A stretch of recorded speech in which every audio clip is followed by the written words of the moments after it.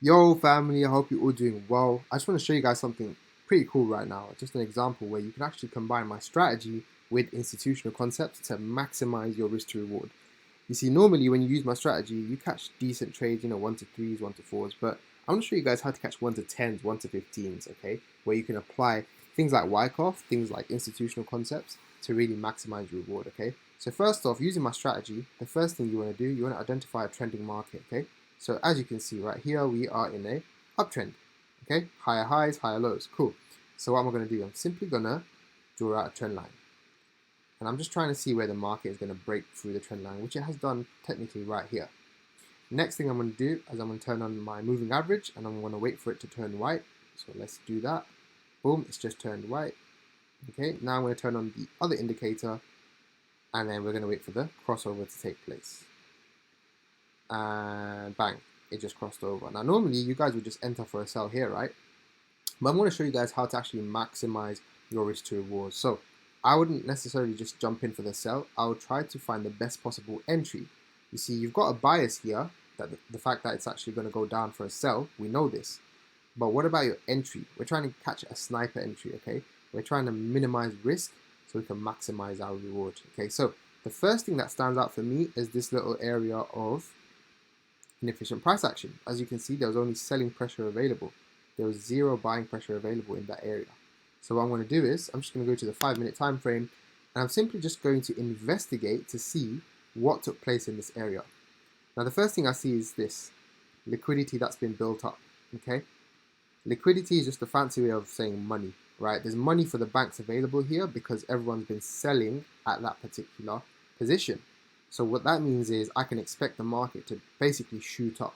And that matches with my bias with the inefficient price action where I'm trying to catch my entry, which is in this little shaded area above. Now, if you actually look to the left, you can actually see what's really been taking place here.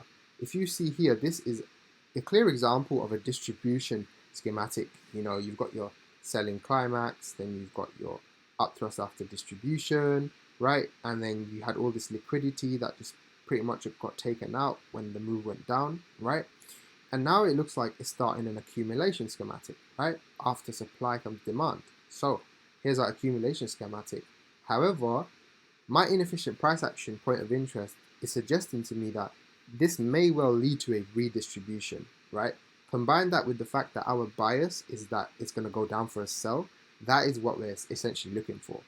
And the liquidity that's been built up adds to our confluence. Okay, guys? Now check this out. There's also liquidity to the downside here is available as well that's been building up, which suggests that, yes, once again, the market will be targeting the downside, which is what we want, but not before we catch our entry. So now let's investigate to see this area in a smaller time frame to see whether or not we can find an entry point. Okay, so I'm just going to go to the 3-minute time frame. Okay, cool. As you guys can see in this area, there is a very weird looking bullish candle. Okay, pretty much what we had is a very large bearish candle followed by a weird bullish candle and then a very large bearish candle. This is known as a drop base drop, guys. Also known as pretty much an order block. This is pretty much an order block, okay? Now, what is an order block? An order block is basically where the banks manipulated the markets. For example, here they manipulated with buy orders to push the market up before then reversing the market to take out people's money, people's liquidity. So if you see here, there was the illusion of a support level where a lot of the retail traders would have been buying, right? And the banks know this. So what they do is they pretty much create an illusion here by pushing the market up and then removing it back down, thereby taking out all the money, all right? Now the thing is this, the one weakness that a bank has is that banks aren't allowed to lose money. So this little bullish candle, the buy orders that they had taken is actually stuck inside, right? It needs to revisit that area. The market needs to revisit that area so banks can break even before the big move down. Because if it just moves down, well, they're going to be in billions and billions of dollars of drawdown. Okay, so we're expecting for the market to revisit this area. So what I'm going to do is I'm basically going to place my entry right at the the open of that base. Okay, that's going to be my entry. And then my stop loss is just going to be at the close of the order block. or the close of the wick of the order block. Okay, so the top of the wick. Boom.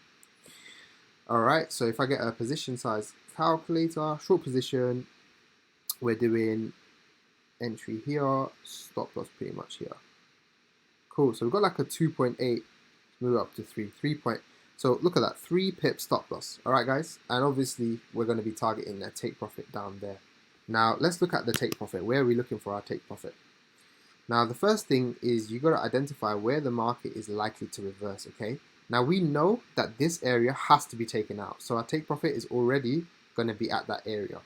But let's look to the left to see why, another reason why the banks may need to actually push the market down. Now, I see this little sell to buy candle over here, followed by a rally base rally.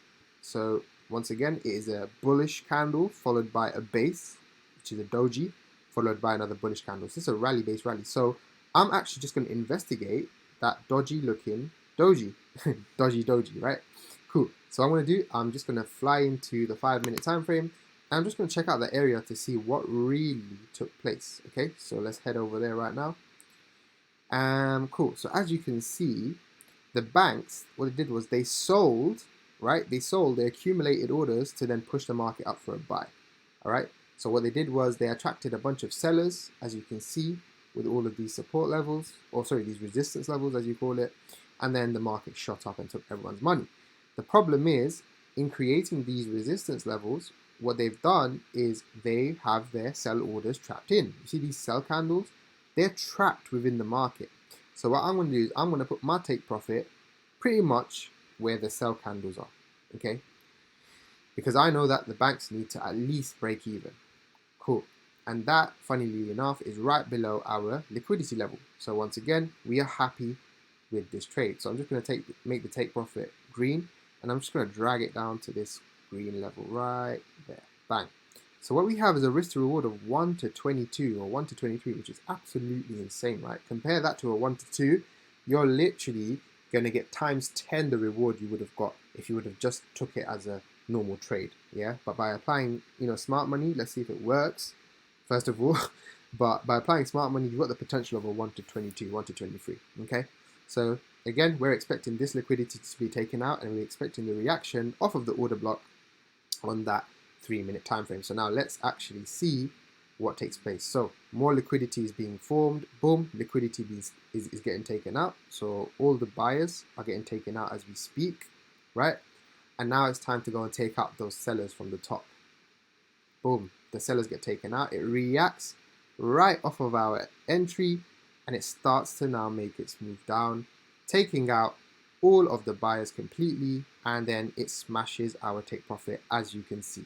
Okay, and look at that beautiful 1 to 23 risk to reward. So guys, utilize my strategy, but then apply institutional concepts as well. If you're an advanced trader especially, imagine catching a 1 to 22 every other trade. Like, that is insane. If you've got a 100k account, you literally just made, for example, 44 grand just by risking 2%, right? Just by risking 2%. So guys, with that being said, I hope you guys apply what I've taught over here, and I'll see you guys on the other side. Peace.